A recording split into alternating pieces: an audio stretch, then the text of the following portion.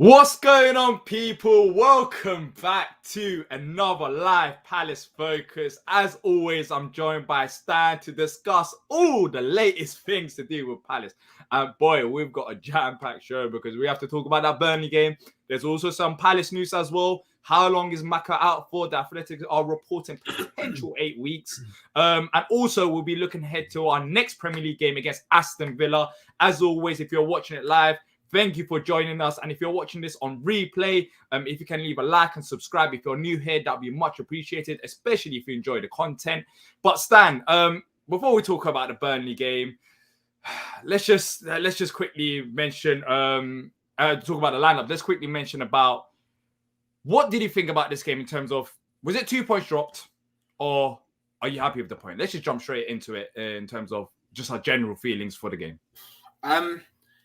Yes and no. 2 points dropped, yes. Like on the balance of it, on paper, we should be going up there and dealing with them. After the game, we were lucky to get a point. Very, very. I think we were lucky. Guaita saved us at the end. I don't know if you remember the game under Pardew when we got it back to 2-2 in, I think, 2016, I think it was. And then Ashley Barnes went up the other end and scored with the last kick of the game. I had deja vu moments there. So I was disappointed with a point. I thought we could have really kicked on. We'd have gone into the top six with a victory. But at the end of the day, a point on the road. And obviously, we'll talk about Burnley. Talk about the game and et cetera, et cetera. And points a point, 7 unbeaten. Only lost twice all season. Can't complain too much, mate. Yeah. If you guys want to join us, the link will be posted in just a second. And if you want to leave your comments, we'll be replying back to those as well, whatever you feel best. So let's get into it. Let's get into the lineups. Look, when I was driving up, I was going with the back of the Nest lot. I was driving up there, drove 9 hours to witness my team scored 3 goals and also conceded 3 goals against Burnley, so mixed feelings there. I said if Jordan Ayew starts in this game, I'm going to be very pissed off because he shouldn't start. For me, it doesn't make any sense considering that we're playing Burnley. Like, we should be the favourites here. I think Edouard would be physical enough in terms of his style of play to handle Burnley, so you don't need Jordan Ayew to start. But apparently, Edouard had a slight knock. That's what the reports are coming out to say now, which I didn't know about. So Ayew starting very annoyed me. But in midfield, we were talking about last week on Palace Focus. We were talking about, is it Will Hu starting ahead of Maka? Is it Jeffrey Schlupp starting? Is it Lucas starting? And in midfield, it was Luka and Kouyaté. And we had Eze on a bench as well. So there was a couple of, there's a positive moment with Eze and some not dodgy, but some weird decisions potentially, or some controversial ones by Patrick Vieira with starting Ayew and Luke and Kouyaté. But what did you think of the starting lineup? I think with Ayew, I agree. Like, I think even Olise had enough in him to contain these so-called, Burnley battering rams or whatever they call themselves. And he had enough. So even they have enough to contain Maxwell. You saw Olise when he come on, like he knows how to put his foot in. I was surprised. Listen, like, my opinion on Ayew. I don't know how he gets a game at this level of football. Like, in any of the professional divisions in England, he shouldn't be getting a game, in my opinion. Terrible, mate. So yeah, he ran down a load of blind alleys again. He did nothing again. So that was it. With the midfield, we really missed Maka. We were a lot slower on the switches, a lot slower getting it out wide, a lot slower pushing it forward, et cetera, et cetera. So, but Kouyaté didn't have his best game. I thought Luka was okay. You got to understand Luka's limitations. Do you know what I mean? Like, he's not going to be zippy box-to-box James McArthur, but for what he did, he sprayed it about nicely. He knew what to do. He knew how to take the foul when he needed to, et cetera, et cetera. He knew how to, keep things moving. I thought he did all right. I didn't think he was too bad. Well, do you think it was a bit too much of a defensive approach from Patrick Vieira against Burnley, starting Luka and Kyoto together. We'll be talking about their performance in more detail later on in the show. What did you think about the approach, just a general lineup approach? I don't think it was defensive approach, mate. We scored 3 goals. But in midfield, with them two, Kyoto and Luka starting together, did you understand it at the time? Hindsight, we can look back at it now. But at the time, did you think maybe this was too defensive, or no? What was the general feeling? I did understand it because they Burnley are a team, and we'll talk about, like you said, we'll talk about it later. But they like to get in your face. They like to bash you around, etc., etc. What's it called? Yeah, they like to bash you around, etc., etc. So, they were good there because experience, they know what they're doing. I didn't think it was bad. Like I said, the IU thing annoyed me because he again gave us nothing. I know, obviously, I think Nick's going to be on here in a minute as well, defending him. That he does a lot off the ball, but you've got 2 or 3 really good players that you can put on in that position, and you don't. You don't. So I want to know, why do we keep persisting with this IU? What's going on? Well, we'll talk about Jordan Ayew in more detail in just a second. But let's start with the positives. I think that's the right thing to do. Start with the positives of the game. And the one positive was this guy here, Christian Benteke, scoring 2 goals in this game. Who scored Premier League Team of the Week, not Team of the Week, Player of the Week. So that's big. He was the best player for WhoScored.com. Is this the best version of Benteke that we've seen since he's joined the club? I don't know. His first season was good. He was good in his first season. I think he was excellent. But he's just got confidence in him. And when we play it along the floor or get the ball to him, he can do something. He's lethal in the box. He knows how to finish. Obviously, the previous manager, we need to stop going back to the previous manager because we're 11 games in or whatever now. So it's just saying in previous times he wasn't getting that. It was a very different formation. But 2 goals with his feet. Could have had a hattie. To be fair, should have had a hattie. Very good. Very good from Benteke indeed. And what do you think it's down to? Personally, I think the system helps him as well. Because before, when talking about previous managers, again, it's we can't get away with it. But in terms of comparisons, you just have to. But when you're looking at Roy and how he used Benteke, he mentioned him being a defensive striker, a term that I've never heard before. What is a defensive striker? Yeah. What's a defensive striker, bro? You're either a striker or you're defensive. That's what I'm saying. At the time, it was very annoying because we weren't scoring goals and you had a defensive striker. You had a striker defending.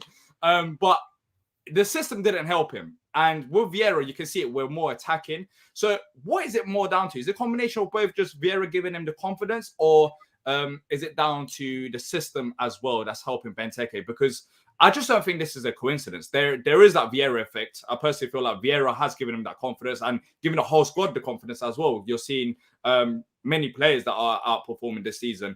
And I feel like the system also helps them. So for me, I think it's both things included. But let me know in the comments down section what you guys think. But Stan, where do you stand? System, confidence, both? Both.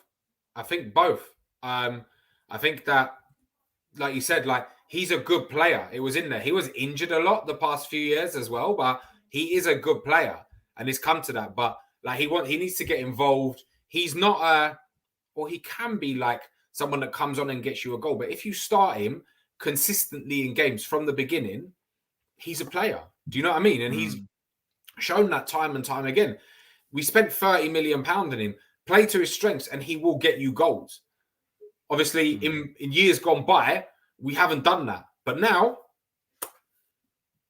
And the crazy thing is, it's not like he's just staying up there. He's involved defensively as well.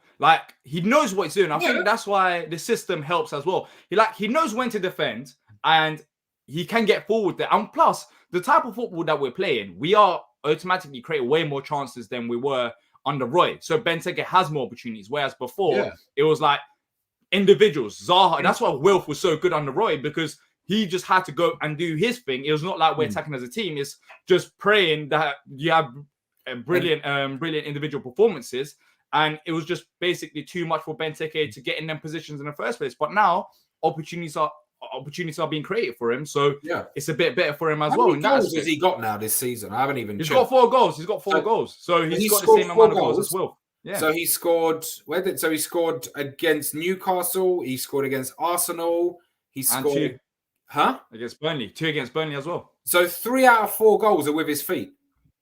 I thought he only scored with his head. This is what I'm saying to you. That hold up. Arsenal. He scored with his feet. Yeah. So 3 out of his 4 goals are with his feet. This is what I'm saying to you, that if you play to his strength, he's a really good player. Yes. We've got a comment here saying, loving the season, lads. However, set pieces, goals conceded again. We've had an issue with this for 3 years now. This needs to be addressed as soon as possible. It's becoming embarrassing, like to see who's to get minutes. Jacob says, towards the end of the game, I was praying Eze didn't come on because you can tell Daesh gave the back four specific orders to destroy our players. For both of them points, we're going to be talking about them. Don't you worry. We just thought, let's start off with the positive, and that positive was Christian Benteke.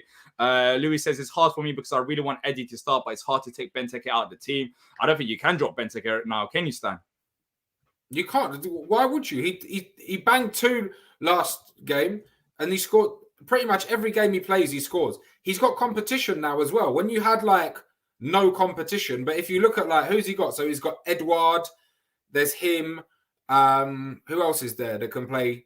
That plays striker. Obviously JP, but JP. You know, don't forget about him. You've got Will chipping in with goals, etc., etc. Like there's competition in that team. So, like I said, long may it continue, mate. Yeah, Dave says we have conceded so many goals from set pieces. We are going to be talking about set pieces. Trust me, we're going to be talking about them in just a second. Let me get through these comments. If you're enjoying the stream, make sure to leave a like and subscribe if you're new here. Helps us out massively. CPFC Eagle says, simple, let Big Ben do the dirty work, which helps Eddie. A Huss, what are you telling me, bro? Lou says, defensive striker is Big Ben standing in our box when we are defending. Dave says Benteke scored more goals than Harry Kane.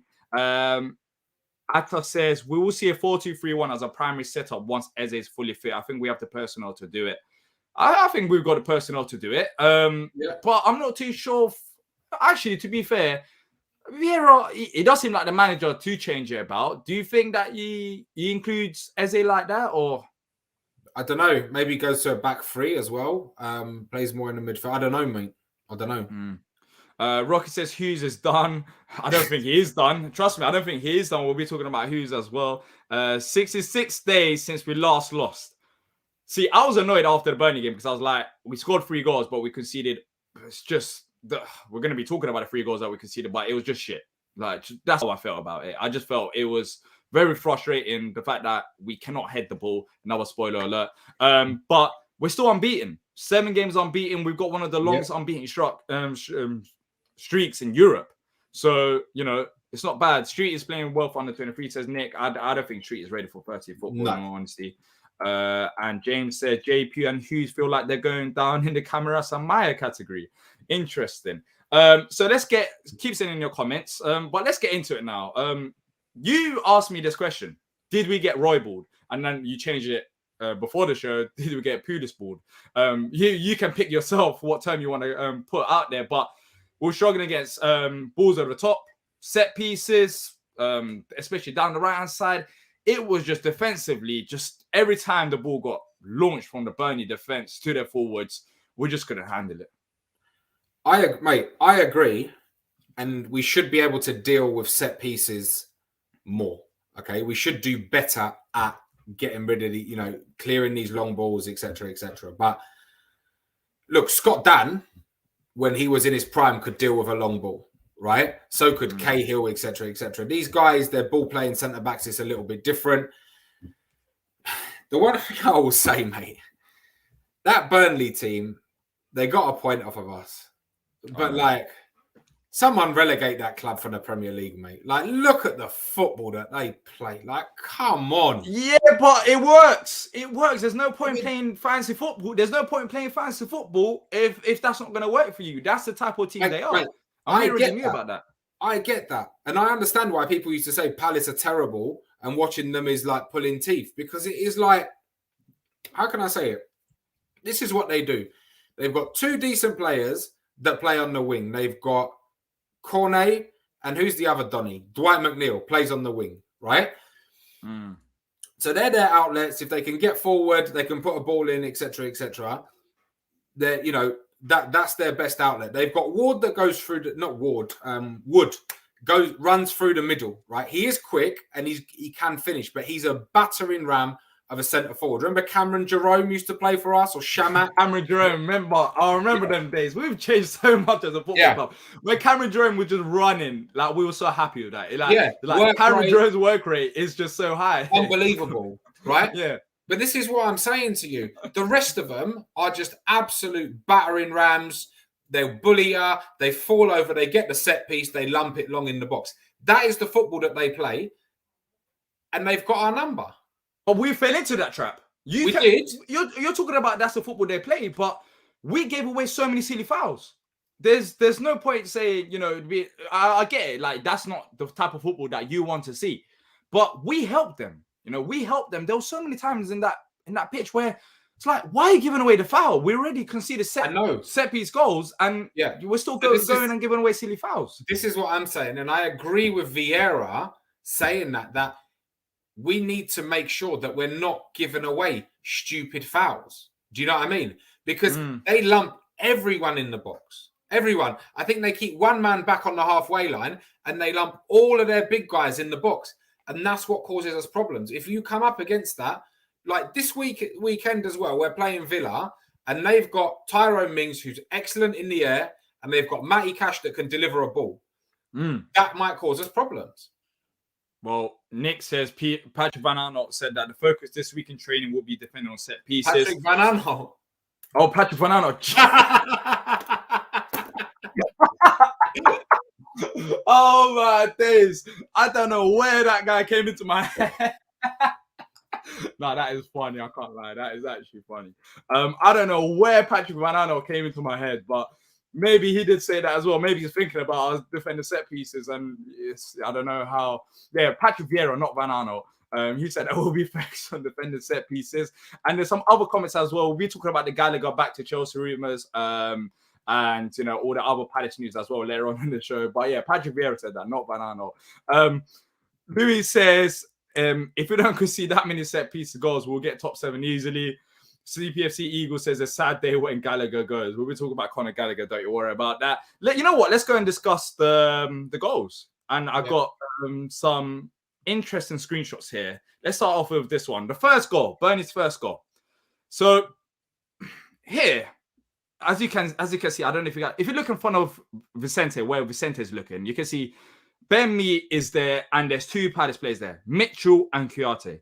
But of course, I can't show you the highlights due to copyright reasons. But what happens is, what I looked in the highlights, Ben Mee, that's Kouyaté's player.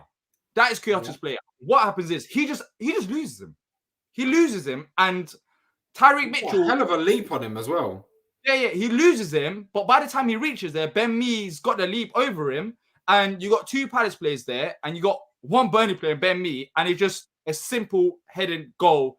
And yeah, it was basically down to Kouyaté for me. That was my problem with that goal. Let us know your comments in the section down below. I know Nick is here as well. I'll get his thoughts quickly before we analyze it in more detail. Nick, got your Palace scarf on. You're ready for the occasion.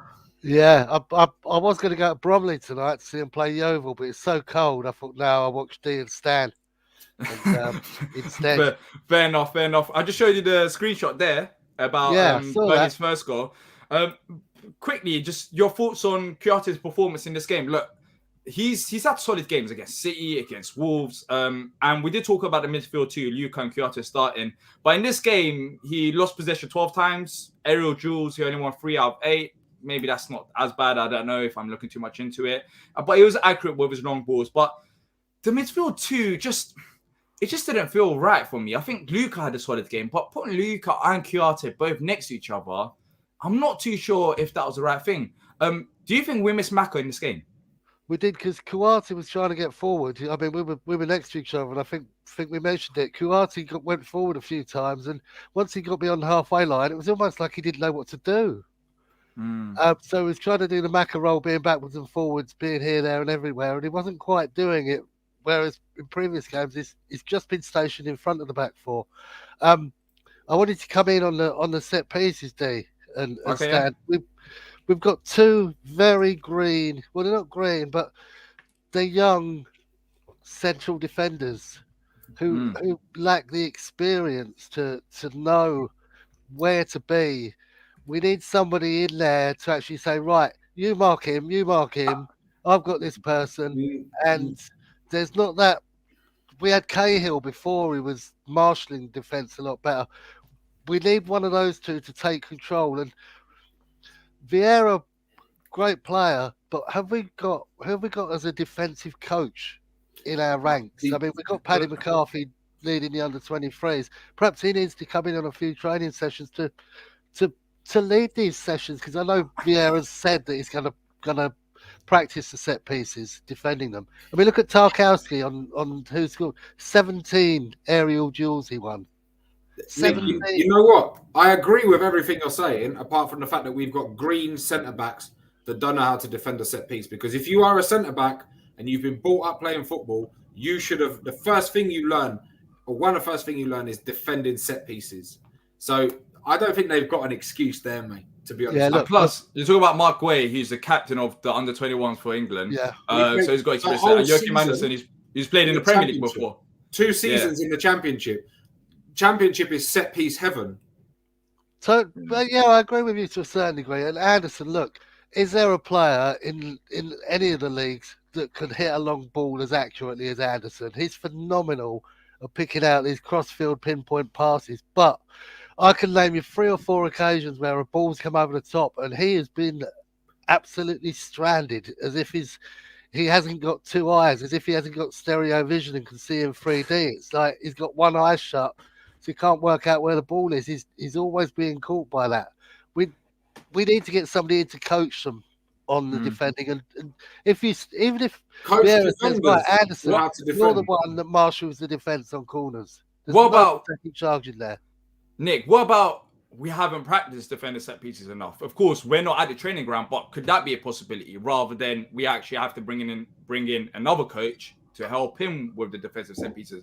Have we worked on that part of the game enough? Because what's clicking right now is us going forward. You can see that area has worked where the players are supposed to be when we have the ball out possession. But in terms of set pieces, maybe because it's so early on the season, we haven't really got to that bit yet. So maybe we don't need another coach. We just simply need to work on it.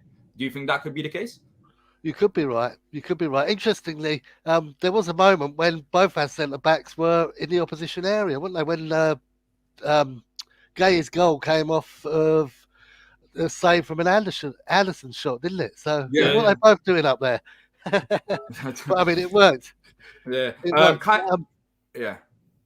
Kyan says quickly, Nick, I'll quickly read his comments as well. Sorry to cut you off. Kyan says, you're right, dear. Giving away cheap fouls is the only way Burnley can score. They have no quality to break teams down. James says, annoying how the only thing holding us back are these silly goals. Nothing being tactically broken down, just getting undone by balls lumped into the box. CPFC Eagle says, I feared that Burnley would give us problems set piece-wise before the game.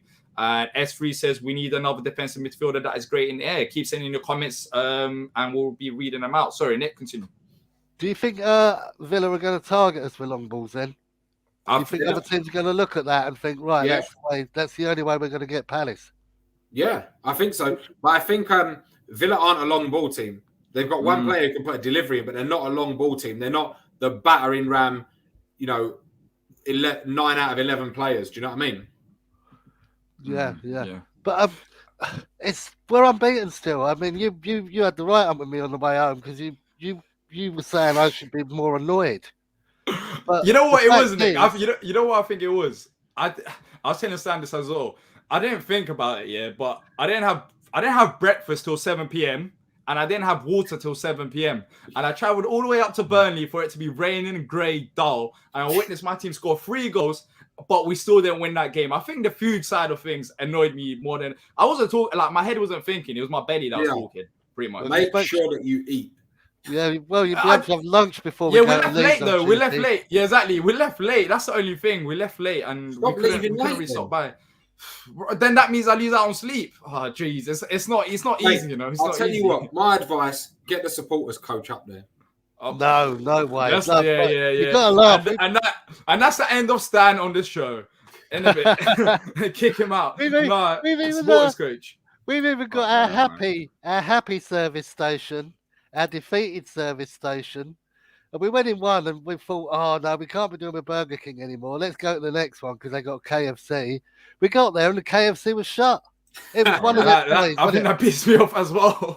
That's why I was so pissed off that day. I recorded a reaction, but I couldn't even post it because there was no internet connection in Burnley. Surprise, surprise. And look, Nick, pleasure talking to you as always. Hopefully, actually, you'll be going to the Leeds game with me as well. So if you guys want to join in like Nick, just click on the pin comment and you can come in and have your say. If you just want to send in your comments, fair enough. You can do that as well. So, Stan, we talked a bit about Kouyaté there, and then let's go to the second goal because it was like another set piece goal.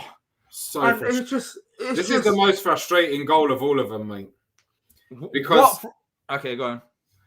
You know Chris Wood. Put that image up for us again. Okay, I'll put it back up. Yeah, Chris Wood. You know that he's gonna pounce. He's probably their deadliest player in the box, right? Man, mark him. Touch tight. Don't let him go anywhere. He just had a free header. Obviously, like they should have dealt with it before, but like he just had a free header. It wasn't even that good a header. It was lame. It was an open header. That's what annoyed me the most. If I quickly bring the image up and quickly run through what I saw in this. So there's two things I thought. When the ball's coming in the box from that free kick, number 16, Joachim Andersen, and I believe it was number 5. Joachim Andersen gets beat in the air once again. And we'll be talking about Joachim Andersen in just a second. And then after he gets beat, there's 3 Palace players there. And when you look at the highlights, you can actually see it. Mark Guay is marking, 2 Palace players are marking each other. Like, I don't know what went wrong, but they're literally trying to hold on to each other rather than go out there. There's 2 Palace players there, plus Joe Ward. There's 3 Palace players. And by that image, you can see it. Look where the ball is. It's a free header. There's 3 Palace players in front of him, but they left him open. And as you said, Stan, when you're playing against Burnley, when you're playing against the likes of Chris Wood, you just cannot do that. No. It was another set piece mistake that cost us, but it's so preventable. The first goal, you can talk about maybe individuals, Kouyaté is not catching up to him. But second goal, Joachim Andersen did lose the ball in the air, and that led to Chris Wood getting the second header. Was avoidable.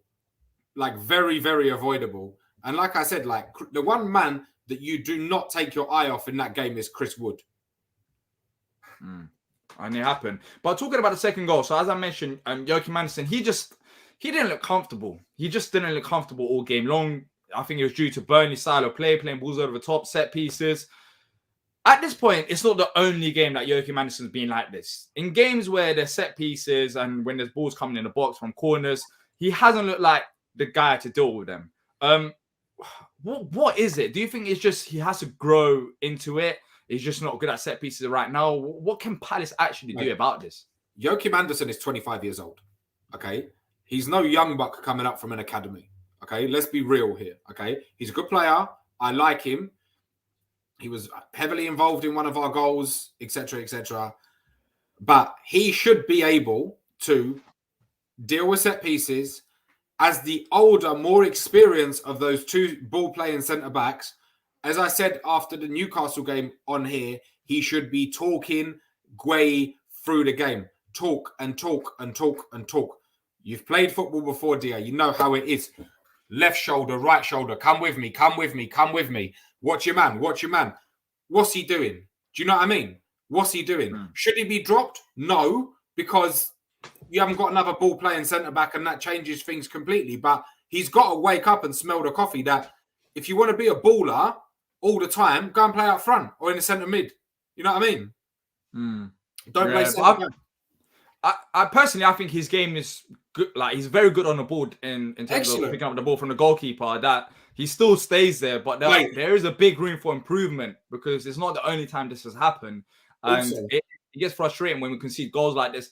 Look, it's not Joachim Andersen's fault. We're just talking about Joachim Andersen's performance. He did look shaky all game long. We could have done better as a team in that second goal. But when you're looking at individual performances, Joachim Andersen once again is struggling with aerial balls. Mate, also, on them goal kicks against Burnley, The messing around, passing it to each other in the box. Nah, mate. Don't be trying to do that there. Nah, it worked though. They didn't score from that. You just have to. That's how it is. Heart attack 101, mate. Yeah, but that's how it is. That's a new Palace. Nick asked, is it man or zonal marking? Do you think that's our fault? The actual way that we defend these set pieces. I think every modern progressive team, so every team in the Premier League apart from Burnley and maybe one other, they mark zonally, right? Mm-hmm. But when you're playing Burnley, you have to do a man marking job on a couple of players. Like Zaha, they done a man marking job on him. They man marked him and they completely nullified him out the game. Yeah, he hit the bar at the end or in the second half, but he didn't offer them much. You have to man mark a couple of players on occasion. Do you know what I mean? Yeah. Andy says, why did we not play Tompkins against Burnley? He's better in the air. For that, I think Joachim Andersen is just better on the ball. I just saw it when we was trying to play out from the back. I'm not too sure if James Tompkins can do what Joachim Andersen done on the ball. And you need both the centre halves to be good on it. And that's the reason. Well. Yeah. I think that's the main reason, to be fair. Jason says Andersen needs to hit the weight room and lose some weight. Oliver asked about what about the Andersen foul on Wood. Look, I haven't got a screenshot about that, but what did you think of it? Was it in the second half or the first half? I think it was in the second half. You know what? Yeah. There's so many people on Twitter saying that it's a foul. It should have been a red card. I think he was lucky to get away with it. But again, I've seen them given before, and I've not seen them given. So I'm impartial on this one, mate. Like, I think he's very lucky to get away with it. But on the other hand, you know, yeah, I think it looked a bit from the stand. It was in the second half because they were attacking the other direction. Yeah, 100% second half. From the stand, it did seem like he dropped a bit too easily. Yeah, like, he could have ran with the ball. He didn't need to drop. And as you said, on another day, they could easily give that a red card. But for me, it felt a bit too light. Like, he could have. There wasn't that much contact between the two. But once again, he got easily beaten and we got lucky with that. He got away with it. And how that started was a ball over the top. And once he couldn't deal with it. So Heskiv, which I went to the game with, he says Anderson is 6'3", baffling that he can't figure out when to jump and head the ball. Lack of pace is one thing for balls over the top, but geez, would have thought he would have learned that by 25 years old. This is what I said. He's not no young buck coming out of the academy. Yeah, he's 25 years old. He should learn to defend set pieces, or he should know how to do it. But you know what? Let's give him a couple more games before we start thinking about other alternatives to Joachim Andersen, because he is excellent on the ball. And some teams, it plays into their hands, right? Yeah. I think the only thing that we're thankful for is that not every team plays like Burnley. So we will get away with it in like many games this season, but we need to solve it because some teams might change their style of play to hit us like that because that's our main weakness right now. Talk about the third goal. The third goal was a banger. The third goal was like that finish from Maxwell Cornet. You can't take that away from him. But you can't. But again, what annoyed me? There's so many of them there. Like, this is what annoys me about this. It's once again a header that leads to Maxwell Cornet's chance. And there is Jordan Ayew. But when I'm looking at it now, I didn't actually look at it like this. There's so many Palace players there. Is Ayew the one who's out jumped, is he? Yeah, it's Ayew, I think. I believe that is Ayew. But say no more. But then again, you can't do that though to Jordan Ayew. Look, we can talk about his game, but you can't blame Jordan Ayew for that goal because he's not good in the air. Like, you don't expect Jordan Ayew to win that battle. You look at where your centre halves are at and where your two midfielders are at, and why Jordan Ayew in that position in the first place to deal with that ball coming into the box. But that's what annoyed me. Like, it's another header. He wins that header, brilliant header. He won it, but it goes to the far post and Cornet, excellent finish. But if you prevent that header, you prevent that chance being created, and that's 3 headers that we're talking about in this game that cost us. Just this.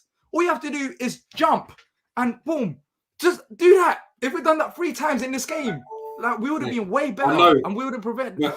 Do you know what I'm saying to you? Like, going up there, it's grim up there, windy, rainy, lumping long balls left, right, and centre. that's always going to trouble us in this system. It's always that's going to trouble the best teams in the league going up there because it's so hard to play up there. Mate, it's dead. What's it? Their ground was what, half full? No, it was pretty full. It was actually, there was some empty seats, but it was pretty full. I'm not gonna lie. So I'll put you out there. I don't know what you saw from TV, but it was full, but there were empty seats as well. I saw Gay go up and celebrate to the away end when he scored, and there was like hundreds of empty seats. Yeah. There were empty seats, but yeah, they did. It's a small town, innit? So I don't know how it works over in Burnley. But what do you think about Jordan Ayew's performance? We talked about him starting in this game and whether he should have started. But Patrick, I was about to say Patrick Van Aanholt again. Patrick Vieira decided to sub him off early in the second half. But some fans were saying he had a decent first half and not a bad game. Where do you stand with it? He did nothing again, mate. He did and offered nothing. What about defensive efforts in the first half? Because he was helping. He did help out defensively, but going forward, it was blind alley after blind alley after blind alley. Do you know what I mean? And you can see, like, a couple of times Gallagher was going, Jordan, square it, like, to me. And he, like, runs to the corner flag or something. Like, yeah, mate. I don't know. I don't know how he gets a game. I'll be honest with you. I don't know how he gets a game. Kyan says if that was the FA Cup final, Mark Kleinberg and Joachim would be out for 3 games. S3 says we need a right back. I think in that game, there were 3 players that stood out for me. I think Joe Ward, he had a mare. Joachim Anderson, and it was our right hand side. If Mark Gray and Joe Wood were together, then you might see it balance out a bit. But it was the 2 liabilities on the same side that I think hurt us. You saw Joachim Anderson and Joe Wood trying to defend, and it was just not working. And whenever Burnley went down our right hand side, it was just too easy for them. Like, it was way too easy. Yeah. And in this game, you know what? We could have lost it if Vicente Guaita didn't have that last minute save. So we could have lost it. I'm annoyed about us only getting a point, but we could have easily left there with 0 points, which is scary because it shouldn't be in that. We shouldn't be in that position. We shouldn't struggle that much defensively when we've got the players that we've got. But talking about new right back, I think Nathan Ferguson, he's back training. In the long term, he is our solution. Look, Wardy's done a great job so far this season, but in terms of the modern right back, I don't think he's that guy. And Nathan Ferguson is better suited there, but I'm not too sure how much the injury will impact him, of course. But even saying that, you got Pliny as well, right? Yeah, but what? Will you start Pliny ahead of Wardy? We needed David Delaney in the air against Burnley. I love Damo, man. Yeah. Oh, he loves a diagonal ball as well. So maybe instead of Joachim Anderson, they would have had a diagonal balls there. He was terrible. They would have defended as well. Patrick Van Aanholt Vieira. Ryan says we miss that leader at back sometimes. Maybe we just keep Gary Cahill in the dressing room as a good idea with his experience. I think that'll be a very costly player to keep just for his experience. So Gary Cahill wanted, I think, 80 grand a week or something like that. And apparently we signed 2 centre-backs. You could pay the wages of 2 centre-backs for that sort of money. So. Yeah, that's the only thing about it. Otherwise, I think Palace would have kept him, but he's still playing and he wanted loads of money and we couldn't afford him because starting this rebuild, not reprocess. James says, I pray Fergie works out. Bad Beanie says, we still have no idea if Ferguson can cut it yet. We might be looking for a cheeky loan at Christmas. And Danny says, Tompkins in for Anderson. So a couple people do want Anderson dropped. That's enough of the Burnley game. Let's talk about Palace news. And one of the news is, it's not quite news, but you said that after the game, people talk about Aaron Wan-Bissaka and you called it nonsense. Apparently, there were people calling for Wan-Bissaka to come back to the club, and you don't want that to happen. We've moved on from him. He's gone. Thanks for the 50 mil, and we've moved on, mate. But wouldn't you take him? So right now, Aaron Wan-Bissaka or Wardy, would you not be happy with Wan-Bissaka being at the football club?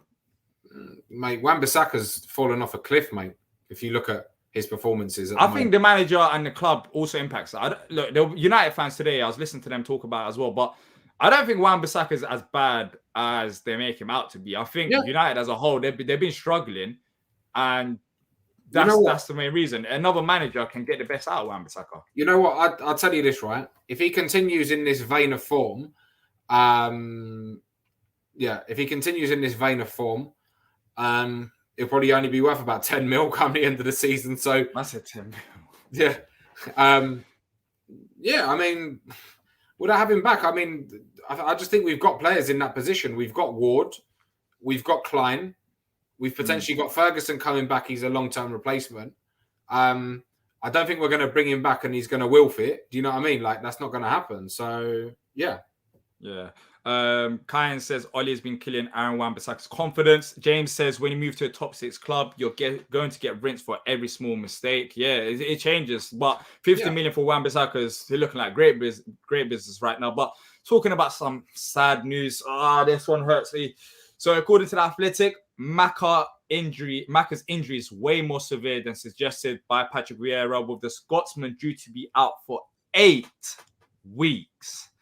Now, that is a big miss. He'll be back for Brighton then. He should be back for Brighton. But then again, 8 weeks is a long time, so he needs to build up fitness once again. So I'm not too sure whether he'll be fit for that game. But there's also an article from The Athletic suggesting that Will Hughes is Macca's replacement. So do you think, talking a bit about Villa now, do you think Will Hughes is going to get more game time? Yes. I don't think he'll get starts, but he's definitely coming off the bench at some point. Who wrote the article in The Athletic? Do you know? It'd be Matt Woosnam, I think. From Is it Woosnam? Correspondent. Yeah. I believe so. I haven't read it myself. Yeah, so Matt Woosnam and Dom Fifield are very well connected to this club, from as journalists. So I would take as gospel what they say because they know what they're doing. So Hesketh says, Mr. Quick transition midfield without Jimmy. Hopefully Hughes gets match fit, maybe some under 23 games because he seems like he would be the like for like. I agree, and apparently the Athletic is suggesting that he's the long-term replacement for Macca, and if that's the case and Macca's injured, then if he had them both together, then he should be playing. So hopefully builds up a bit of fitness. But this one annoyed me. This one is slightly annoying me now because we talk about him every week, and I love him to bits. But Steve Sidwell, you love Steve Sidwell? No. God forbid. But Steve Sidwell revealed to the Daily Express that Gallagher is keen to prove himself, with the Chelsea loanee speaking to Rio Ferdinand and telling him to make sure to state that he wants to go back to Chelsea. And I don't like that comment. One, it's from Steve Sidwell. And if you know Steve Sidwell and Brighton, you understand why. And second of all, the way he worded it just pisses me off. It's like he wants to go back to... He said... He told Rio Ferdinand, make sure to state that I want to go back to Chelsea. Now, I'm not too sure whether this is true. I haven't watched the interview myself. But the way he worded it just sounds like pure jealousy. And it's like Gallagher news that we talk about every week. Is it getting a bit boring now? Whether he's going to stay, whether he's going to go. Let me know in the comments as well, in the comment section as well, whether you're getting bored of it. Because I'm getting bored of it. Last week, we heard about Gallagher saying that he would want to stay at Palace. Exactly. This week, Steve Sidwell's coming out and saying... Apparently, he told Rio Ferdinand to go out publicly and make sure to let everyone know that he wants to leave Palace and go back to Chelsea. And where do you stand with this Gallagher? Should we talk about Gallagher anymore apart from his performances? Just let him play his football. Mate, who's Steve Sidwell and what's he ever done? Like, nonsense. You know what I mean? Absolute nonsense. Don't listen to what you read in the papers. Half of it's a load of rubbish anyway. Unless it's coming from an actual source close to Palace, don't believe it. And finally, what do Palace fans want? He's a lone player from Chelsea, who are the champions of Europe. Of course he's ambitious and wants to go back. What do you want him to do? Commit his future to Palace after 11 games? Do you know what I mean?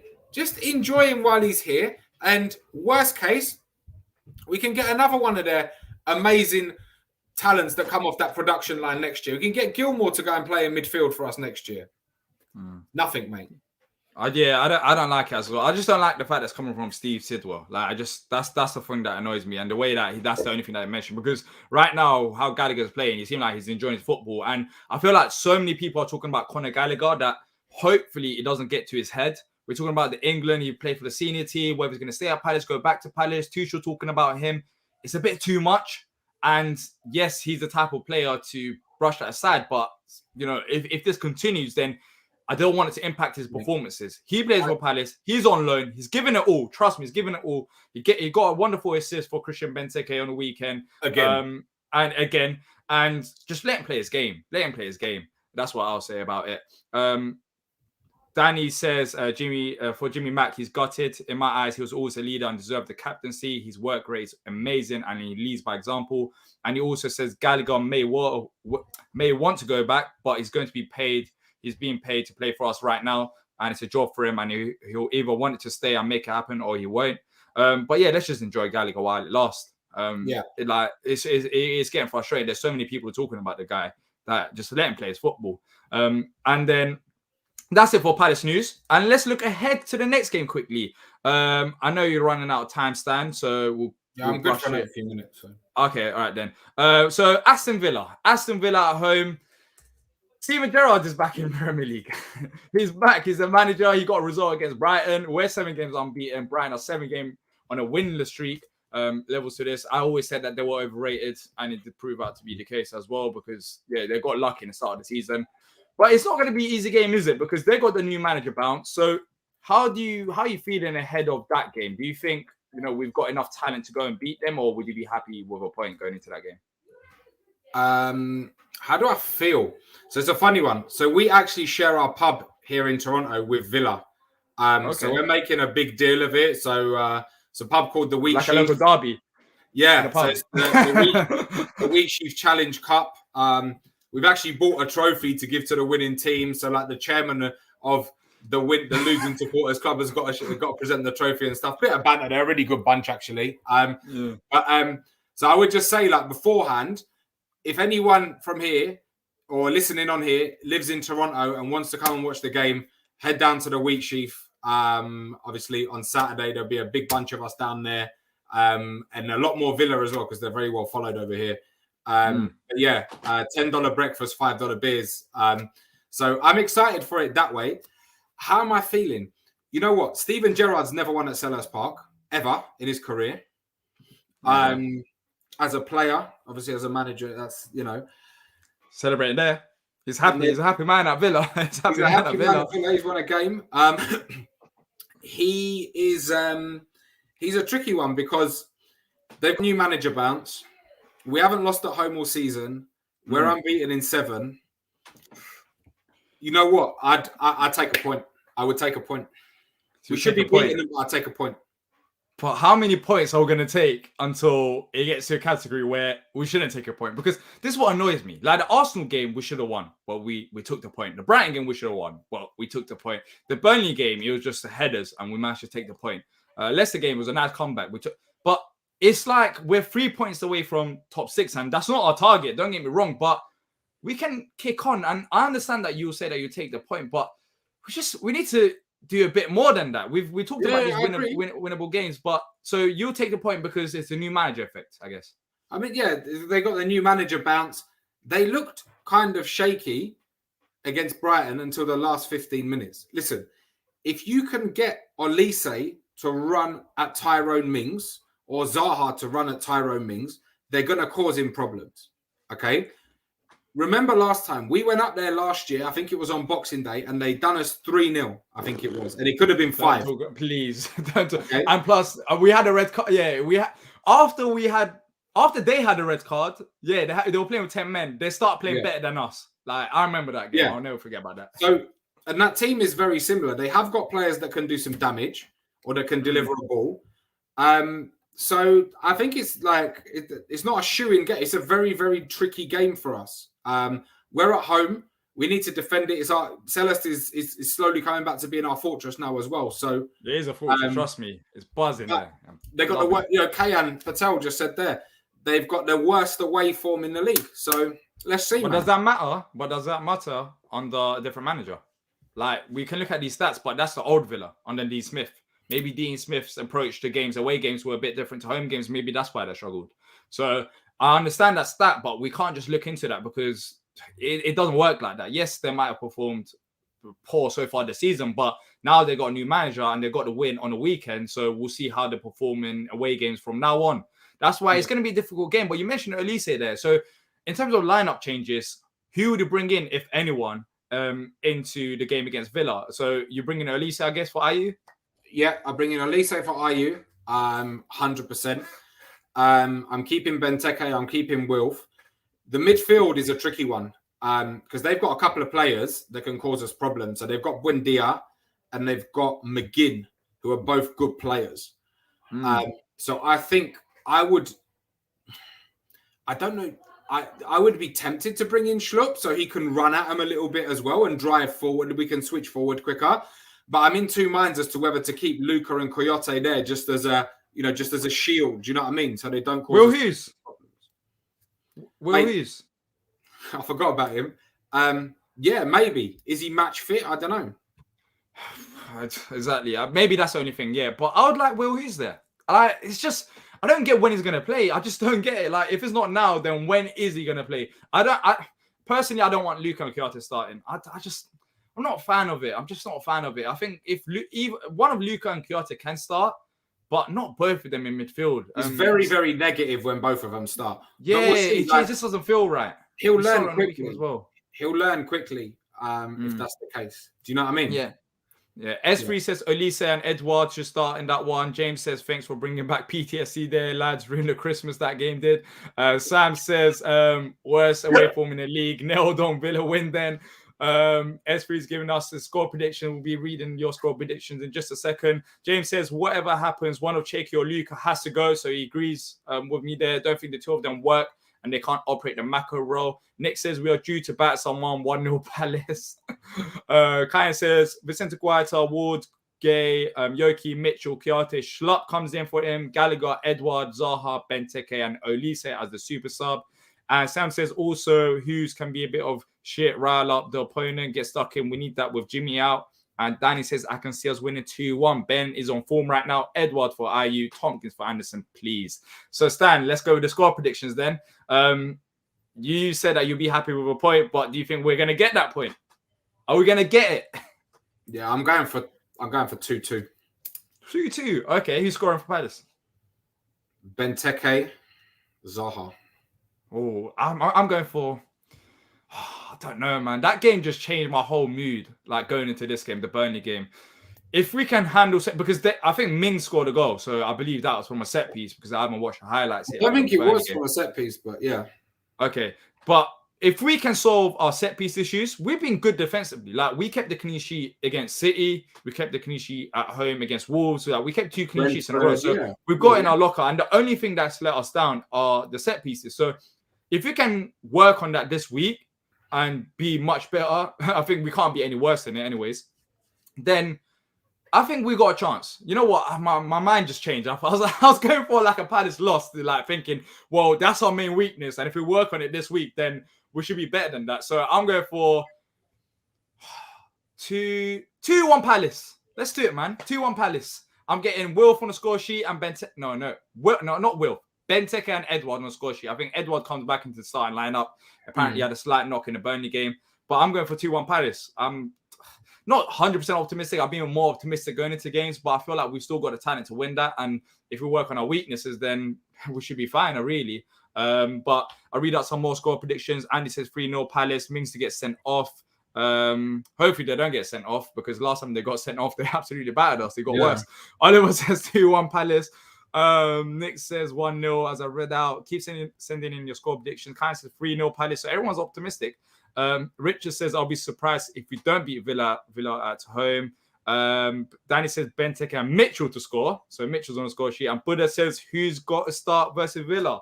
We do have a sub bench. So that's it for today. Thanks to everyone. I just say one thing.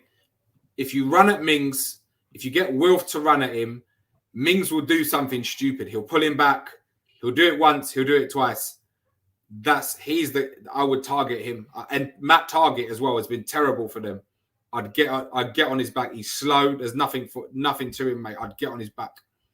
Yeah, 100% agree with you there. Last comment. We're ending it with Errol. Hopefully this happens because I'll take a win regardless of the result. 3-2 Palace. Let's see what happens. But thank you to everyone who's joined us today. Next week, we got a game on Tuesday, which I'm traveling up to. So there'll be no Palace focus.